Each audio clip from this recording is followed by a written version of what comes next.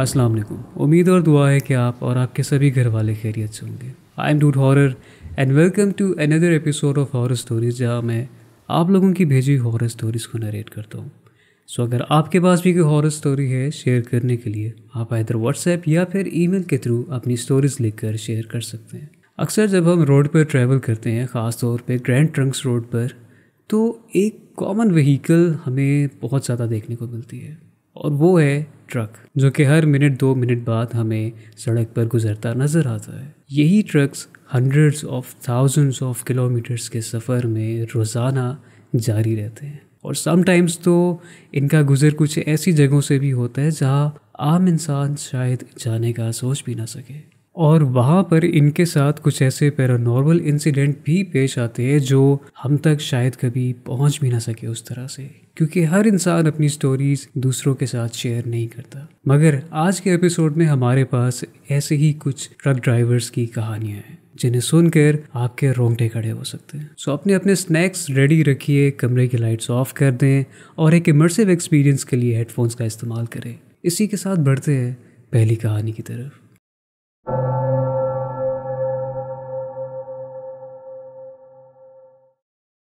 मेरी ट्रक ड्राइवरी के सफ़र में एक ऐसा सफ़र है जो आज भी याद करता हूँ तो मेरे रोंगटे खड़े हो जाते हैं। हमारी दुनिया में शैतान के फैलाए हुए अजीबोगरीब जाल किस किस सूरत में हमें जकड़ने की कोशिश करते हैं, हम अंदाज़ा भी नहीं लगा सकते।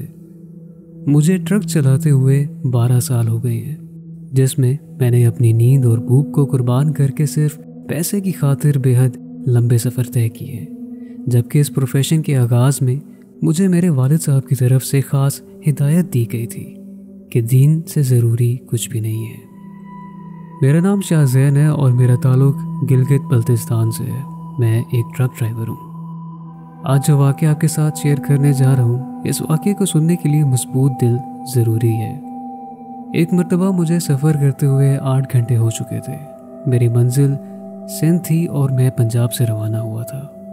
रात के 2:30 हो रहे थे और मैं बहुत खुश था क्योंकि अपने ट्रक पर हाल ही में मैंने नया पेंट करवाया था। मैं बार बार साइड मिरर से अपने ट्रक पर पड़ती गाड़ियों की रोशनी से जगमगाते हुए अपने ट्रक को देख रहा था। लेकिन क्योंकि कई घंटों से लगातार सफ़र में था तो मुझे कहीं रुक कर खाना और चाय पीनी थी। जिस ढाबे पर मैं रुका करता था वो अभी भी फासले पर था। हाईवे से एक रास्ता कच्चे की तरफ उतरता है, जहाँ उस रात से पहले मैं सिर्फ दिन के औकात में ही गुजरा करता था। रात में जाने का इत्तेफाक पहली मर्तबा था। ज़्यादा सोचते पूछते ना हुए मैंने यही बेहतर समझा कि जब रूट का अंदाज़ा है तो फिर दिन हो या रात क्या फ़र्क पड़ता है। तो मैंने ऐसा ही किया और अपना ट्रक उस कच्चे रास्ते पर उतार दिया। मुसलसल ड्राइव करते हुए मेरी बस यही ख्वाहिश थी कि वक्त किसी तरह गुजर जाए और मैं उस ढाबे पर पहुंचकर गर्मा गर्म और तेज़ बत्ती वाली चाय पीऊँ। लेकिन ऐसा होने में कम से कम अभी 1 से 1.5 घंटा बाकी था। रास्ता सुनसान था और गानों की आवाज़ मैंने ज़रूरत से ज़्यादा तेज़ रखी थी। जब अचानक मुझे ट्रक की पिछली जानिब से एक धमक महसूस हुई। सामान किसका होगा, यही सोचकर मैंने नज़रअंदाज कर दिया। जिस रास्ते पर मैं दिन में बेहद आराम से सफ़र करता था, रात में बहुत बेचैन कर देने वाला मंजर दिख रहा था। ट्रक को छूते हुए दरख्त और उनकी टहनियाँ मेरे खौफ में मज़ीद इजाफा कर रही थी और मेरे जहन में एक ही वसवसा बार बार खुद को दोहरा रहा था कि कहीं हॉरर मूवीज़ की तरह मेरा ट्रक इस रास्ते पर बंद ना हो जाए। पर मैं क्या जानता था कि आगे जो कुछ होने वाला है उसने मेरी ज़िंदगी बदल कर रख देनी है। एक मर्तबा फिर मुझे ट्रक से धमक की आवाज़ सुनाई दी और इस मर्तबा यूं महसूस हुआ था जैसे ट्रंक में मौजूद सामान के बीच कोई भागम दौड़ कर रहा हो। अब हाईवे तो था नहीं कि मैं रोक कर साइड पर किसी तरह सूरत हाल का जायज़ा ले लेता। उस सुनसान रास्ते पर मैंने नज़रअंदाज करना ही इस बात को बेहतर समझा और आखिरकार मज़ीद आधे घंटे के बाद मैं उस ढाबे पर पहुंच गया। ट्रक से उतरते ही मैंने ट्रंक की चादर हटाई और अंदर चढ़कर जायज़ा लिया, पर मुझे सारा सामान अपनी जगह पर ही मिला। फिर वो भागम दौड़ की धमक क्यों और कैसे सुनाई दी, ये मेरी समझ से बाहर था। ढाबे पर मेरी मुलाकात मेरे अजीज दोस्त नासिर से हुई। नासिर का ताल्लुक भी बल्तिस्तान से था। नासिर की आदत थी कि वो हमेशा मेरे लिए कुछ वक्त निकाल कर मुझसे गुफ्तगू किया करता था, हाल अहवाल और सफ़र के मुतालिक पूछा करता था, जो उसका इखलाक भी ज़ाहिर करता था। उसके पूछने पर मैंने उसे अपने शॉर्टकट के मुतालिक बताया और जो अजीबोगरीब धमक मैंने सुनी उसका भी बताया, जिसको सुनते हुए वो पहले तो मुझे खामोशी से टिकटिकी बांधे देखता रहा, मगर उसके चेहरे के बदलते हुए तासुर मुझे बता रहे थे कि ये मुझ पर फटने वाला है। और वही हुआ। नासिर ने बताया कि अभी चंद रोज़ पहले एक शख्स उसे मिला था, जिसने ढाबे पर आने वाले तकरीबन सभी ट्रक मुलाजमीन को हिदायत की थी कि कच्चे रास्ते से गुजरने से गुरेज करें, क्योंकि आखिरी बार जब वो वहाँ से गुजर रहा था तो थोड़े फासले पर अपनी दाएं जानिब दूर उसे एक पत्थर दिखाई दिया। पर ताजुब की बात यह थी कि वो खाली पत्थर नहीं था, बल्कि उस पत्थर पर बैठा उसे एक वजूद नज़र आ रहा था। जब करीब पहुंचा तो उस पत्थर पर बैठी उसे एक बूढ़ी औरत दिखाई दी, जिसने काले कपड़े पहने हुए थे और अजीब अंदाज में पत्थर पर बैठी ट्रक को गुजरते हुए देख रही थी। जैसे जैसे ट्रक गुजर रहा था वो अपने सर को ट्रक के साथ साथ मोड़ रही थी। ड्राइवर जैसे ही उसे क्रॉस करके आगे निकला तो उसने हल्की सी ब्रेक मारकर पिछली जलती हुई रेड लाइट की रोशनी के सहारे उस पत्थर पर साइड मिरर से देखा तो उस पत्थर पर उसे कुछ भी बैठा दिखाई नहीं दे रहा था। और मैं ये सोच रहा था कि मैं किस कदर खुशकिस्मत हूँ कि मैंने ऐसा कुछ भी नहीं देखा। उस रास्ते के मुतालिक और भी कई लोगों से अलग अलग किस्से और वाक़यात सुन रखे हैं कि वह रास्ता जादूगर इस्तेमाल किया करते हैं और वहाँ तरह तरह के काले अमल भी किए जाते हैं जो आम इंसान की सोच से परे हैं। आखिर में यही दुआ है कि अल्लाह ताला हम सबको हमेशा अपने हिफ्ज़ व अमान में रखे और शैतान के शर से महफूज रखे।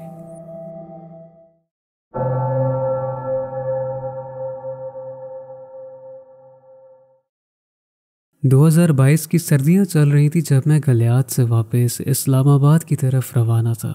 अपने पिकअप ट्रक में एक घर के सामान की शिफ्टिंग के सिलसिले में मैं ड्राइव कर रहा था। सफ़र भी कुछ ज़्यादा नहीं था, तकरीबन 50 से 80 किलोमीटर तक का फासला था। दौरान सफ़र मेरा एक स्टॉप बंसरा गली में था, जहां मैंने एक शख्स को उसका पार्सल पकड़ाना था। पार्सल पकड़ाने के बाद मैंने सफ़र दोबारा शुरू किया और उस वक्त रात के तकरीबन 9:30 हो रहे थे। उस वक्त सभी लोकल मार्केट्स बंद हो चुकी थीं और सड़कें भी सुनसान हो गई थीं। मेरा रूट बिल्कुल सीधा था, मैंने सिर्फ कश्मीर रोड को फॉलो करते हुए इस्लामाबाद की तरफ पहुंचना था। लेकिन जब मैं घोड़ा गली मार्केट तक पहुंचा तो वहां से इस्लामाबाद की तरफ जाती हुई कश्मीर रोड को ब्लॉक किया हुआ था।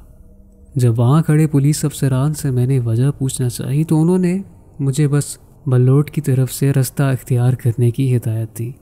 और उस वक्त गालिबन मेरे पिकअप ट्रक के अलावा सिर्फ 2 और गाड़ियां थी मेरे पीछे।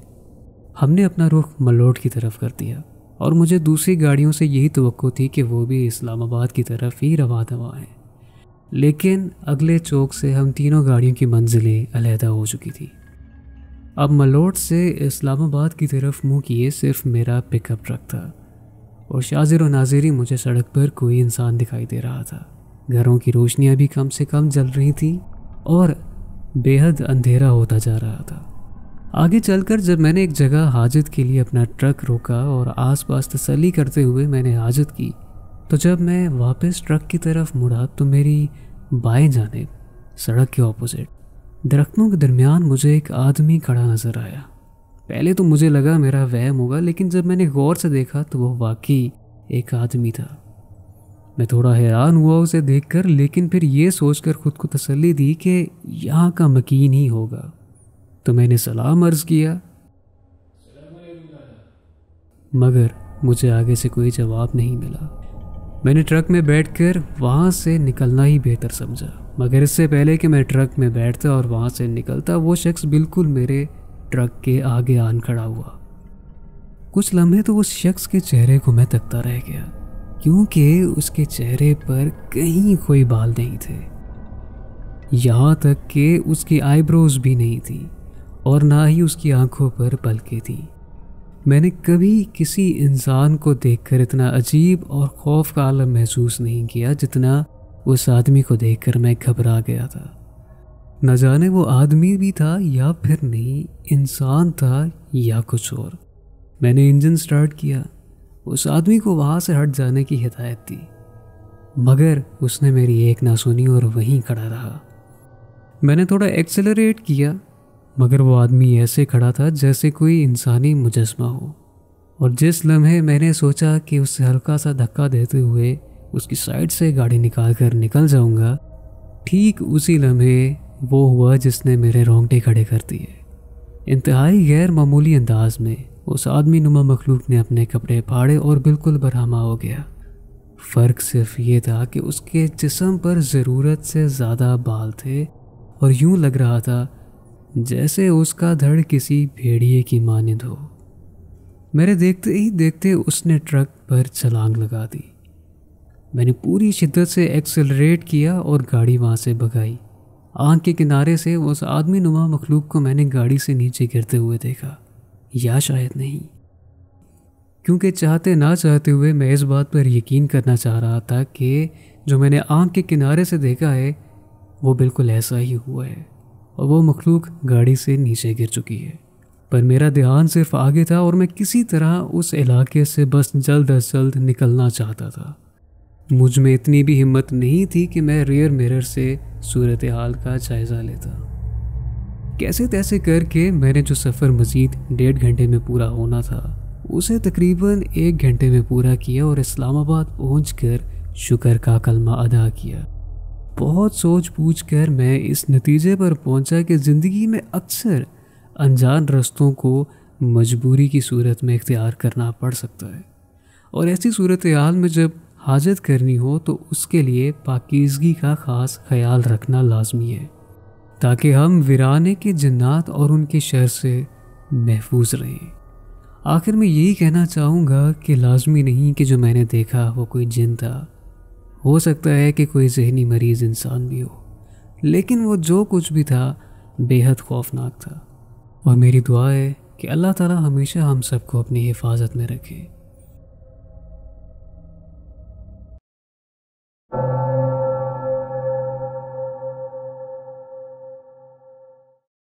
मेरा ख्याल है कि सबसे खौफनाक चीज़ जो मेरे साथ हुई वो तब थी जब मैं पेशावर से मानसहरा जा रहा था।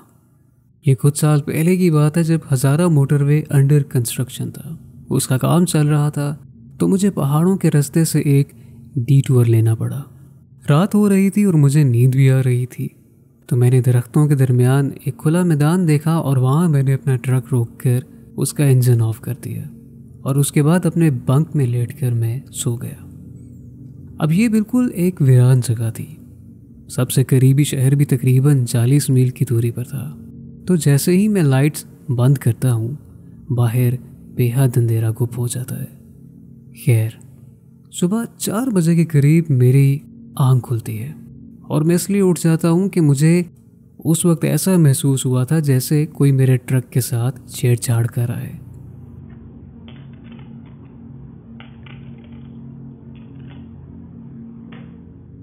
जैसे कि कैब और ट्रेलर के बीच में जो एयर और पावर केबल्स हैं उनके साथ कोई खेल रहा है, जो लिटरली मेरे सर से सिर्फ 6 इंच नीचे है, लेकिन कैब के बाहर। फिर मुझे महसूस होता है कि कोई मेरे ट्रक के पिछले हिस्से पर चढ़ रहा है, जिसकी वजह से मेरा पूरा ट्रक हिल के रह गया।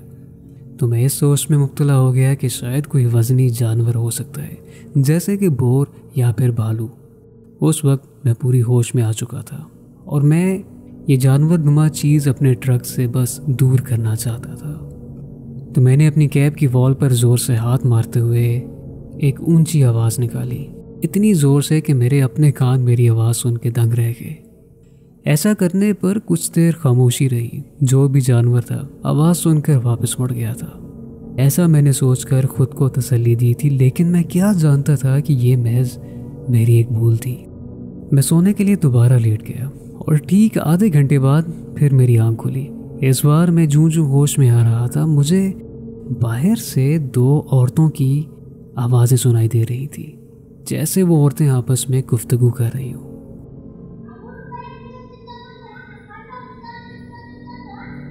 ये सुनकर मैं बेहद खौफ में मुब्तला हो गया था, क्योंकि इस सूरत हाल की मुझे बिल्कुल तवक्को नहीं थी। सर्दियों की रातें थी और अभी फजर भी नहीं हुई थी। सुबह होने में भी अभी 1 घंटा बाकी था। तो फिर ये औरतें इस कदर ठंड और गुप अंधेरे में बाहर क्या कर रही थी? मैं काफ़ी देर तक उनकी आवाज़ें सुनता रहा और मैंने हरकत ना करने में ही भलाई समझी, क्योंकि मुझे ये कोई इंसानी मामला नहीं लग रहा था। कभी एक औरत की आवाज़ पिछली जानिब से आती तो कभी दूसरी औरत की आवाज़, वो भी बिल्कुल कैबिन के ऊपर से सुनाई देती, जैसे वो ऊपर चढ़कर बैठी हो। वो वक्त मैंने अल्लाह का नाम लेकर गुजार लिया और फिर जैसे ही फजर का वक्त हुआ मैंने कुछ देर और इंतज़ार किया और रोशनी होते ही मैं वहाँ से निकल गया। इस वाक़े के बाद से मैं नमाज का पाबंद हो गया और आयतुल कुर्सी को अपने सफ़र का हिस्सा बना लिया और अल्हम्दुलिल्लाह दोबारा कभी कुछ भी ऐसा नहीं हुआ। एक अरसे के बाद एक कुलीग के साथ मेरी उस वाक़े को लेकर डिस्कशन हुई तो उसने मुझे तकरीबन मेरे ही जैसा एक मिलता जुलता वाक़या सुनाया। उसने बताया कि लाजमी नहीं कि जो तुमने और मैंने इनकाउंटर किया वो कि जिन या चुड़ैल हो। ऐसा भी मुमकिन है कि वो औरतें जादूगरनियाँ हो जो आम तौर पर रात के पैर निकल कर अपने काले अमाल को अंजाम देती है। बस दुआ करनी चाहिए कि अल्लाह ताला हमेशा अपने हिफ्ज़-ओ अमान में रखे और ऐसे जादूगर, शयातीन और जिन्नात से हमें अपनी पनाह में रखे।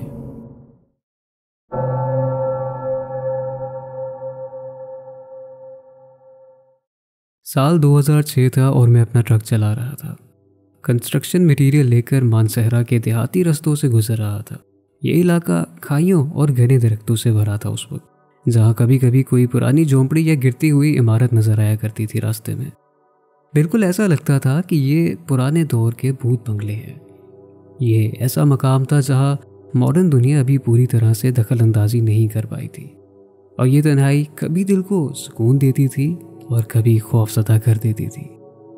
मैंने सुबह के वक्त अपना लोड उठाया था, शायद ड्राई वॉल या फिर रूफिंग थी, प्री पैकेज्ड बॉक्सेस में, जिनको ठीक से रखने के लिए मुझे स्ट्रैप प्रोटेक्टर्स का इस्तेमाल करना पड़ा था।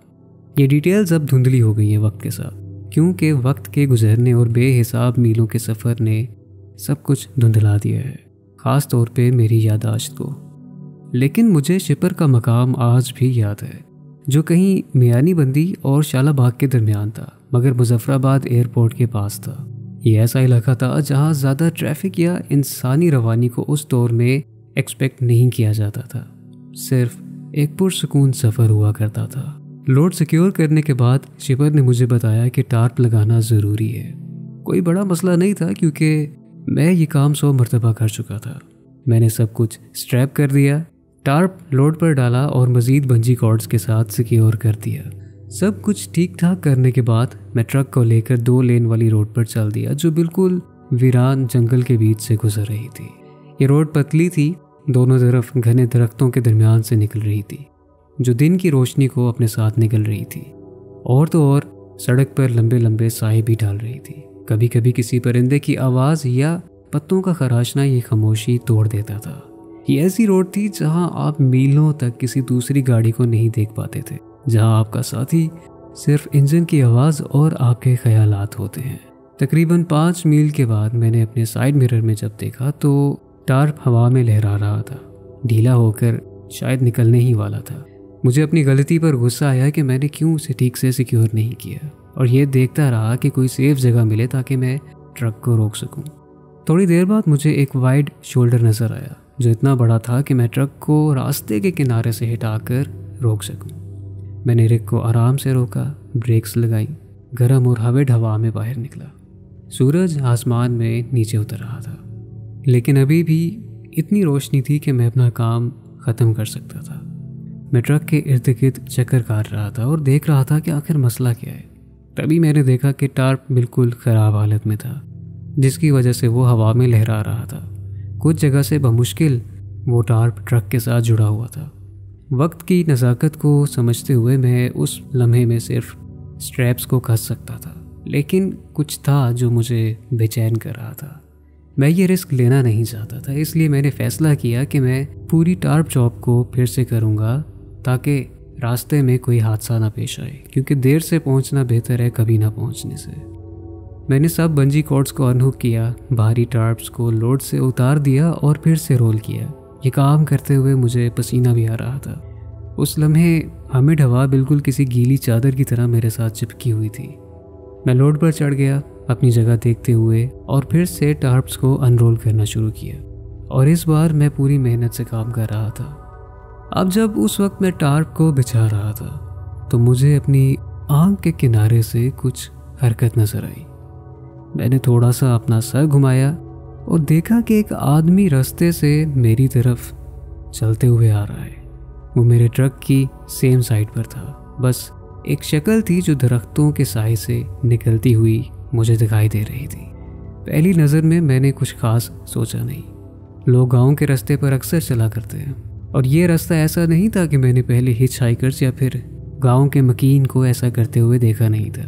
लेकिन कुछ था इस आदमी में जो मुझे बेहद अजीब लग रहा था। मैं अपना काम करता रहा उसे नज़रअंदाज करते हुए, लेकिन बार बार मेरी नज़र उस पर पड़ रही थी। फिर उसके बाद जब वो शख्स करीब आया तो उसकी शक्ल मुझे साफ दिखाई देने लगी। सबसे पहले तो मेरी नज़र उसके बालों पर पड़ी। सामने से छोटे और पीछे से लंबे लेकिन धब्बेदार थे, जैसे किसी ने खुद से अपने बाल काटने की कोशिश की हो और बहुत बुरा काम किया हो। ये सिर्फ एक बुरा हेयर कट ही नहीं था, बल्कि ऐसा लग रहा था कि जैसे उस शख्स को बाल काटने के दौरान दौरा पड़ गया हो, जिसने उसके बालों की ऐसी हालत बना दी थी। उसके बालों के बाद मेरी नज़र उसकी आंखों पर पड़ी। वो आंखें दूर से ही कुछ अजीब लग रही थी, मगर बिल्कुल साफ थी। ऐसा नहीं लग रहा था कि वो नशे में है या फिर उसने कुछ पिया हुआ है। कुछ था उसकी आंखों में जो मैं महसूस कर पा रहा था, एक खालीपन था। ऐसा लग रहा था कि वो पूरी तरह से यहाँ मौजूद नहीं है, सिर्फ उसका जिस्म मेरे सामने खड़ा है।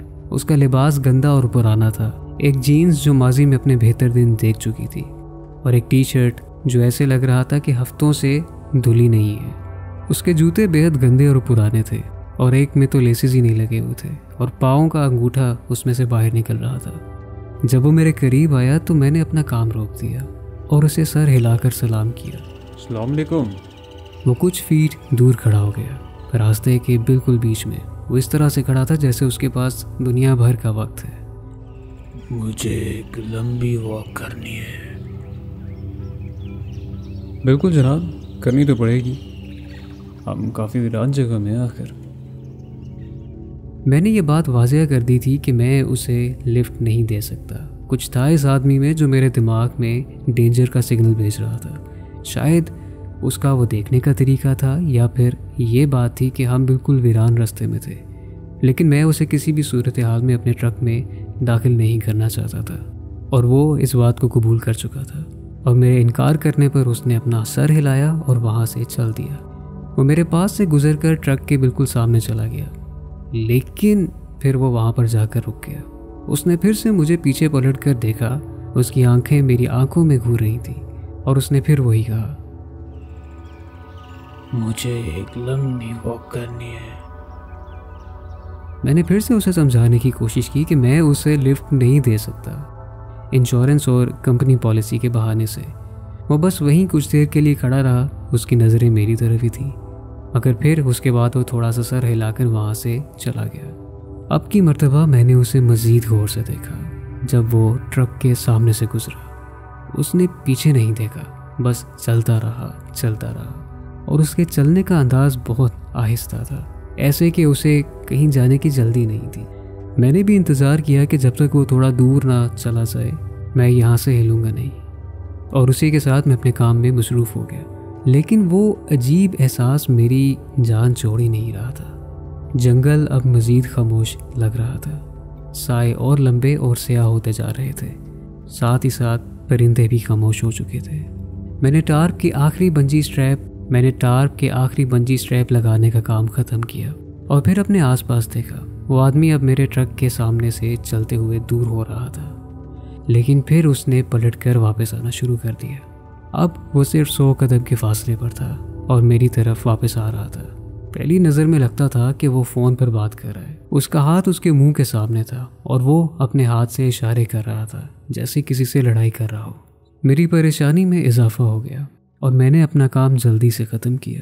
स्ट्रैप सिक्योर किया, अपनी विंच बार उठाई और ट्रक के कैबिन में चला गया। जैसे ही मैं अंदर गया, दरवाजे लॉक कर दिए और विंच बार को पैसेंजर सीट पर ही रख दिया ताकि ज़रूरत पड़ने पर इस्तेमाल कर सकूं। मैंने ट्रक स्टार्ट किया, गियर लगाया और बिना पीछे देखे चल दिया। जैसे ही मैंने ट्रक चलाना शुरू किया, मुझे समझ में आ गया कि वो आदमी फ़ोन पर बात नहीं कर रहा था। उसका हाथ खाली था और वो अपने हाथ से बात कर रहा था। उसके चेहरे पर गुस्सा था, लेकिन उसकी आंखें बिल्कुल खाली थीं, जैसे कि वो दुनिया में था ही नहीं। मुझे इस शख्स से किसी भी हाल में अब दूर जाना था। जैसे ही मैं चला, उसने सिर्फ मेरी तरफ देखा। वो अभी भी अपने हाथ से बात कर रहा था, लेकिन उसका चेहरा एक ही जगह फिक्स था। वो सिर्फ मेरी तरफ देख रहा था। जैसे ही मैं 5th या 6th गियर में आया, मैंने अपने रियर व्यू में देखा, लेकिन अब की बार पीछे कोई भी नहीं था। वो गायब हो गया था, जैसे कि वहाँ पर कभी था ही नहीं। वो सीन मेरे जहन में अब भी ताज़ा है। वो वहशी आंखों और धब्बेदार बालों वाला आदमी जो मेरे ट्रक के सामने आकर गायब हो गया। पता नहीं कि वो सिर्फ एक बेघर पागल शख्स था जो अपनी दुनिया में खो गया था, या फिर उसमें कुछ और था जो मेरी समझ से बालातर था। लेकिन ये वाक़या मेरे जहन में हमेशा के लिए दस्तक देता रहेगा, उस खौफनाक शख्स की वजह से। अपनी शिपिंग कंप्लीट करने के कुछ हफ्ते बाद मेरी मुलाकात एक दोस्त से हुई। उसका पेशा भी ट्रकिंग ही था। मैंने उससे अपने साथ हुआ वाक़या बताया, बकौल मेरे उस दोस्त के कि शायद जो मैंने देखा वो एक छलावा हो सकता है, जो इंसानी रूप में ढलने की कोशिश में था मगर मुकम्मल तौर पर नहीं कर पाया, या फिर शायद एक भटका हुआ इंसान था। हकीकत क्या है ये अल्लाह से बेहतर कोई नहीं जानता, इसलिए हमेशा सफ़र में निकलने से पहले सफ़र की दुआ और आयतुल कुर्सी पढ़नी चाहिए, ताकि हम हमेशा अल्लाह ताला की हिफाजत में रहें। उम्मीद है कि आपको आज का एपिसोड पसंद आया होगा, और अगर आपको पसंद आया है तो you know what to do, like, subscribe and tap the bell notification, because you never know what's coming. मिलते हैं आपसे अगले एपिसोड में, तब तक के लिए फ़ी अमान अल्लाह।